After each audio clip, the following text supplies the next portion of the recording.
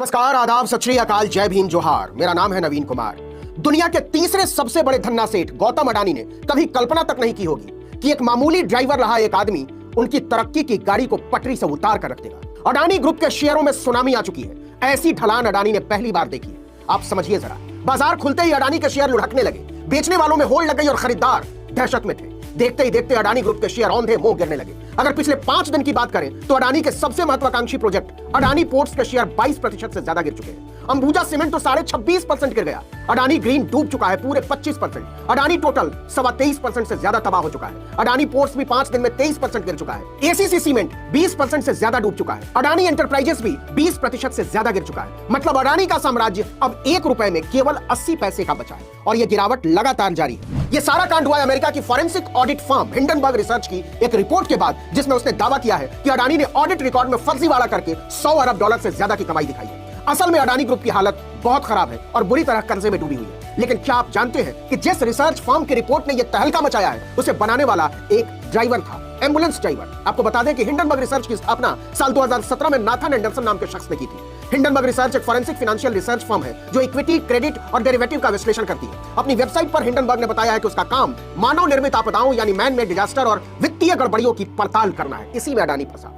साल 2020 में wall street journal से बात करते हुए एंडरसन ने बताया था कि वो बहुत पहले इजराइल में एम्बुलेंस चलाया करते थे। वो सिर्फ एक ड्राइवर हुआ करते थे। इस दौरान उनका काम सिर्फ मरीजों को सही सलामत अस्पताल पहुंचा देना होता था। तब उन्हें अंदाजा नहीं था कि एक रोज वो अस्पताल की वैन चलाते चलाते दुनिया के धन्ना सेठों के गोरख धंधे का ऑपरेशन करने लगे। ड्राइवरी छोड़कर एंडरसन ने यूनिवर्सिटी ऑफ कनेक्टिकट में इंटरनेशनल बिजनेस में एडमिशन लिया और वहां से ग्रेजुएशन किया और data company fact research systems inc में काम करने लगे। वहां वो फाइनेंस डिपार्टमेंट में थे और वहीं से फाइनेंशियल गड़बड़ियों को पकड़ने का उन्हें चस्का लगा। नौकरी छोड़कर उन्होंने हिंडनबर्ग रिसर्च की स्थापना की 2017 में। आपको बता दें कि 23,000 से ज्यादा कर्मचारियों और $9 अरब से ज्यादा की दौलत वाले अडानी ग्रुप को पानी पिला देने वाले हिंडनबर्ग रिसर्च में केवल 5 लोग स्थायी तौर पर काम करते हैं और लगभग इतने ही फ्रीलांसर, मतलब कुल 10 लोग। इसका दफ्तर जानते हैं कितने कमरे से चलता है? 1 कमरे से। लेकिन हिंडनबर्ग रिसर्च की रिपोर्ट्स को झूठा बताने की हिम्मत आज तक किसी ने नहीं की। अडानी ने यह हिमाकत की तो एंडरसन ने ललकार कर कह दिया कि हम आपकी धमकियों से नहीं डरते।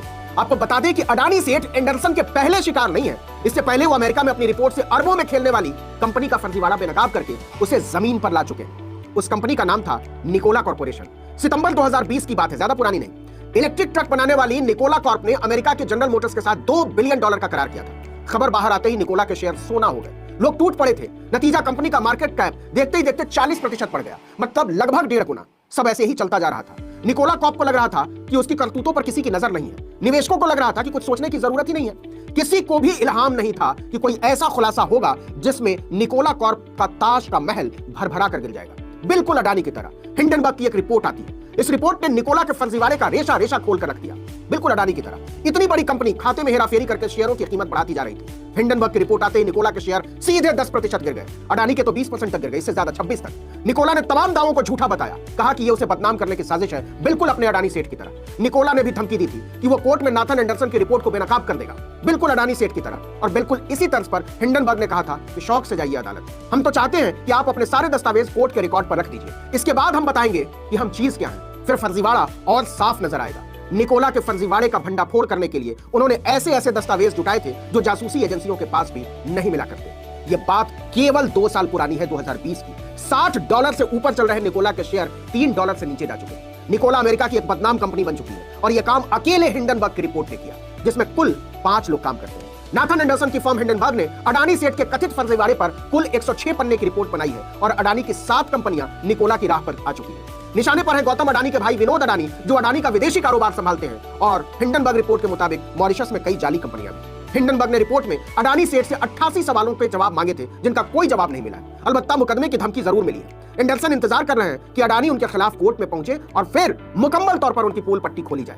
एंडरसन ने एक बयान में कहा कि अगर अडानी वाकई गंभीर है मुकदमा लड़ने को लेकर, तो उन्हें अमेरिका में भी मुकदमा दायर करना चाहिए, जहां हम काम करते हैं। हमारे पास कानूनी प्रक्रिया में मांगे जाने वाले दस्तावेजों की एक लंबी लिस्ट है, हम उन्हें सचमुच में देखना चाहते हैं। इसके बाद से अडानी साम्राज्य की बोलती बंद है। सोचिए कि कड़ी मेहनत से तैयार एक तथ्यपरक रिपोर्ट में कितनी ताकत होती है। 3 दिन पहले अडानी 9.25 लाख करोड़ के मालिक थे और दुनिया के तीसरे नंबर के रईस, लेकिन हिंडनबर्ग की रिपोर्ट आने के बाद वो सिर्फ 7.25 लाख करोड़ के मालिक रह गए हैं और दुनिया के धन्ना सेठों में 7वें नंबर पर फिसल चुके हैं। सिर्फ एक रिपोर्ट से अडानी के 1,32,000 करोड़ डूब चुके हैं और निवेशकों के 3.25 लाख करोड़, कुल मिलाकर 4 लाख करोड़। अडानी के विशाल साम्राज्य की सड़क के बीचों बीच उस ड्राइवर ने अपनी गाड़ी खड़ी कर दी है जिसे इस बात से कोई फर्क नहीं पड़ता कि अडानी की दौलत कितनी है, ताकत कितनी है, रसूख कितना है। सोचिए ये काम किसका था? भारत के पत्रकारों का, बिजनेस चैनलों और अखबारों का, पत्रिकाओं का, क्योंकि हिंडनबर्ग की रिपोर्ट कह रही है कि अडानी समूह ने दिन के उजाले में बड़े पैमाने पर धोखाधड़ी की है। वो ऐसा कर सका क्योंकि भारत के निवेशक, पत्रकार, नागरिक और यहां तक कि बड़े बड़े नेता उसके सामने दुम हिलाते हैं। इस जमात को पता नहीं शर्म कब आएगी और कभी आएगी भी या नहीं। इस वीडियो में इतना ही, लेकिन अगर आपने आर्टिकल 19 इंडिया को अब तक सब्सक्राइब नहीं किया तो फौरन कर दीजिए।